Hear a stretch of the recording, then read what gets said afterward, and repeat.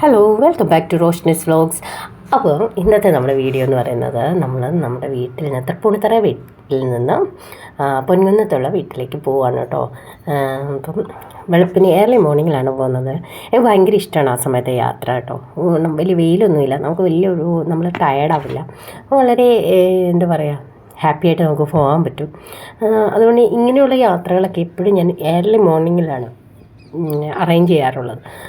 അതാകുമ്പം നമ്മൾ കറക്റ്റ് സമയത്ത് വീട്ടിലെത്തും, എല്ലായിടത്തും നമുക്കൊരു ഹാപ്പി ആയിരിക്കാൻ പറ്റുകയും ചെയ്യും. അപ്പോൾ രാവിലെ ഞാനും മടിച്ചാച്ചയും കൂടെയാണ്. ജിയാക്കുട്ടി ഓൾറെഡി വീട്ടിലാണ് നിൽക്കുന്നത്, ഓണം വെക്കേഷനല്ലായിരുന്നു. അപ്പോൾ അതുകൊണ്ട് അവളെ കൊണ്ടുവരാൻ വേണ്ടി പോകുന്ന വീഡിയോ ആണ് കേട്ടോ. അത് നമ്മളിങ്ങനെ പോകുന്ന റൂട്ടെന്ന് പറഞ്ഞു കഴിഞ്ഞാൽ തൃപ്പൂണിത്തുറ, നടക്കാവ്, മുളന്തുരുത്തി, പിറവം, ഇലഞ്ഞി, പാല, പിന്നെ പൊൻകുന്നം, അങ്ങനെയാണ് പോകുന്നത് കേട്ടോ. കാരണം നമ്മൾ ഏറ്റവും ഷോർട്ടായിട്ടുള്ള റൂട്ടാണ് അത്. ഏകദേശം 80 കിലോമീറ്ററോ ഉണ്ടാണ് തൃപ്പൂണിത്തുറ നിന്നും പൊൻകുന്നം വരെ. അപ്പം ആ റൂട്ട് പിടിച്ചാണ് നമ്മൾ പോകുന്നത് കേട്ടോ. അപ്പോൾ ഈ രാവിലെ പോകുന്നത് കൊണ്ടുള്ള ഗുണം എന്താണെന്ന് വെച്ച് കഴിഞ്ഞാൽ വലിയ വണ്ടി തിരക്കുകളോ കാര്യങ്ങളോ ഒന്നുമില്ല. അത്യാവശ്യം നമുക്ക് നല്ല സമാധാനമായ രീതിയിൽ വണ്ടി ഓടിച്ച് പോകാം. അതുകൊണ്ട് തന്നെയാണ് നമ്മൾ ഈ ഏർലി മോർണിംഗിൻ്റെ റൂട്ട് പിടിക്കുന്നത്. ശരിക്കും പറഞ്ഞു കഴിഞ്ഞാൽ ഒരു 6:30-7 മണിയൊക്കെ ആകുമ്പോഴത്തേക്കും നമ്മൾ പാല ആ ഒരു സ്ഥലത്തെത്തും, പാലായുടെ അടുത്തെത്തും.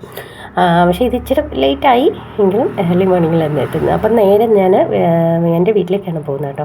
അവിടെ ചെന്നപ്പോഴത്തേക്ക് അനിയത്തിയും അനിയനും കൂടി എന്തൊക്കെയോ കാര്യമായിട്ടുള്ള പരിപാടികളിലൊക്കെ ആയിരുന്നു. പിന്നെ ഞങ്ങൾ വണ്ടിയൊക്കെ പാർക്ക് ചെയ്തു, ഇറങ്ങി ചെന്നു. അപ്പോൾ ജിയാക്കുട്ടി കിടന്ന് ഉറങ്ങുവാണെന്നാണ് പറഞ്ഞത്.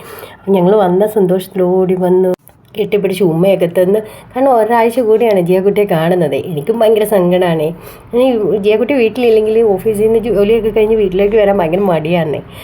അപ്പോഴത്തേക്കും മമ്മി മീൻകറിയും കപ്പയും പച്ചക്കപ്പയൊക്കെ വേവിച്ച് വെച്ചിട്ടുണ്ടായിരുന്നു. അപ്പോൾ അതൊക്കെ കഴിച്ച് അങ്ങനെ ബ്രേക്ക്ഫാസ്റ്റൊക്കെ കഴിഞ്ഞ് കേട്ടോ. അത് കഴിഞ്ഞിട്ട് ലഞ്ചൊക്കെ ലഞ്ച് വളരെ ലൈറ്റായിട്ടായിരുന്നു. ലഞ്ചൊക്കെ കഴിച്ച് കഴിഞ്ഞിട്ട് ഞാൻ 6.5 വർഷം കൂടി എൻ്റെ അപ്പൻ്റെ ചേട്ടൻ്റെ വീട്ടിൽ പോവാണ് കേട്ടോ. തൊട്ടടുത്ത് തന്നെയാണ് വീട്.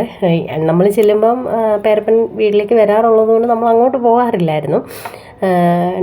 ലാസ്റ്റ് പോയത് ജിയാക്കുട്ടി ഉണ്ടായി ആ വർഷത്തെ പെസഹ അപ്പം മുറിക്കാൻ വേണ്ടി പോയതാണ്. പിന്നെ കോവിഡായി, പിന്നെ നമ്മളങ്ങനെ ലോക്ക്ഡായി പോയതുകൊണ്ട് അങ്ങനെ പോകാൻ പറ്റിയിട്ടില്ല. അപ്പം ഞങ്ങൾ ഞാഞ്ഞി എന്നാണ് വിളിക്കുന്നത്. ഞങ്ങൾ ചെന്നപ്പോൾ ഞാഞ്ഞി അവിടെ പറമ്പിൽ എപ്പോഴും ഒരു നല്ല കർഷകനാണ് കേട്ടോ. എപ്പോഴും കൃഷി കാര്യങ്ങളൊക്കെ ആയിട്ടിരുന്നു. പിന്നെ നേരത്തേക്ക് കയറി വന്നു, വർത്തമാനമൊക്കെ പറഞ്ഞു. അവിടെ കുറച്ച് നേരം ഇരുന്ന് പേരമ്മയും ചേച്ചിയും പിള്ളേരും ഒക്കെ ആയിട്ടിരുന്ന് വർത്തമാനം പറയുകയും ജിയാക്കുട്ടി അവരുടെ കൂടെ കളിക്കുകയൊക്കെ ചെയ്തു. അത് കഴിഞ്ഞിട്ട് ഞങ്ങൾ അവിടുന്ന് തിരിച്ച് പോരുവാണ് കേട്ടോ. പോന്നപ്പോഴാണ് മമ്മി പറഞ്ഞത് വൈകിട്ട് സ്നാക്സിനൊന്നുമില്ല, നമുക്കന്ന് എന്തെങ്കിലും വാങ്ങിക്കാൻ പോയാലോ. ആ കേട്ട പാതി കേൾക്കാത്ത പാതി നമ്മൾ വണ്ടി എടുത്ത് നേരെ പോയി കുറച്ച് സ്നാക്സ് വാങ്ങിച്ചു. ഉഴുന്നുവട, ബോണ്ട, ഉണ്ടംപൊരി, പരിപ്പ് വട, അങ്ങനെ അതൊക്കെ വാങ്ങിച്ച് നമ്മൾ തിരിച്ച് വീട്ടിലെത്തി കേട്ടോ. വീട്ടിലെത്തിയിട്ട് ഇതിങ്ങനെ കഴിച്ച് നോക്കുമായിരുന്നു കേട്ടോ. നല്ല ടേസ്റ്റ് ആയിരുന്നു. അപ്പോൾ ഈ കഴിപ്പൊക്കെ കഴിഞ്ഞ് കഴിഞ്ഞിട്ട് രാത്രി ഒരു 7:30 കഴിഞ്ഞ് കഴിഞ്ഞപ്പോഴത്തേക്കും ഞങ്ങൾ പെട്ടെന്ന് പ്ലാൻ ഇട്ട് നമുക്കിന്ന് പുറത്ത് പോയി ഫുഡ് കഴിച്ചാലോ എല്ലാവരും കൂടെ. അപ്പോൾ നമ്മളൊരു വണ്ടിയിലാണ് 7 പേര് ഒന്നിച്ച് പോകുന്നത് കേട്ടോ. അപ്പം ചേപ്പുംപാറ ഉള്ള പൊൻകുന്നത്ത് തന്നെ ചേപ്പുംപാറ എന്ന് പറയുന്ന സ്ഥലത്തുള്ള കുക്കു എന്ന് പറയുന്ന റെസ്റ്റോറൻറ്റിലാണ് പോയത്. അവിടെ ചെന്നപ്പോൾ യാദൃശ്യമായിട്ട് റോസ്മിയുടെ ബെസ്റ്റ് ഫ്രണ്ടിനെ കണ്ടു. എലിസബത്ത് എന്നാണ് അവളുടെ പേര്. റോസ്മിയുടെ ഫ്രണ്ടാണ്, എൻ്റെയും ഫ്രണ്ടാണ്. അത് ഞങ്ങൾ ഇടയ്ക്ക് വിളിക്കുകയും പറയുകയൊക്കെ ചെയ്യുന്ന ഒരു സൗഹൃദമാണ് കേട്ടോ. ഒരു ഫാമിലി ആയിട്ട് തന്നെ. അപ്പോൾ അവിടെ വെച്ച് വരെ കണ്ടു, വർത്താനമൊക്കെ പറഞ്ഞു. അത് കഴിഞ്ഞിട്ട് അവിടെ ഇരുന്ന് ഊഞ്ഞാലയിൽ ഞാനും ജിയാക്കുട്ടി ഇരുന്ന് ആടി. പിന്നെ ഇളയപ്പനും മാട്ടു ചാച്ച ഇരുന്ന് ആടി. അങ്ങനെ അതൊക്കെ കഴിഞ്ഞപ്പോഴത്തേക്ക് അകത്ത് സ്പേസ് ഇല്ലാഞ്ഞതുകൊണ്ടാണ് നമ്മൾ അത്രയും സമയം അവിടെ സ്പെൻഡ് ചെയ്യേണ്ടി വന്നത്. അത് കഴിഞ്ഞ് സ്പേസ് ആയി കഴിഞ്ഞപ്പോൾ അവർ നമ്മളെ വിളിച്ചു. നമ്മൾ അവിടുത്തെ പോയിരുന്നു, ഫുഡൊക്കെ കഴിച്ചു കേട്ടോ. അൽഫാമായിരുന്നു ഓർഡർ ചെയ്തിരുന്നത്. അൽഫാമും റൊട്ടിയും പിന്നെ ഫ്രൈഡ് റൈസും ഇതായിരുന്നു നമ്മളവിടെ ഓർഡർ ചെയ്തിരുന്നത്. അപ്പോൾ അതൊക്കെ കഴിച്ചു. അടിപൊളി ഫുഡായിരുന്നു കേട്ടോ. എനിക്ക് അവിടുത്തെ ആംബിയൻസ് ഭയങ്കരമായിട്ട് ഇഷ്ടപ്പെട്ടു കേട്ടോ.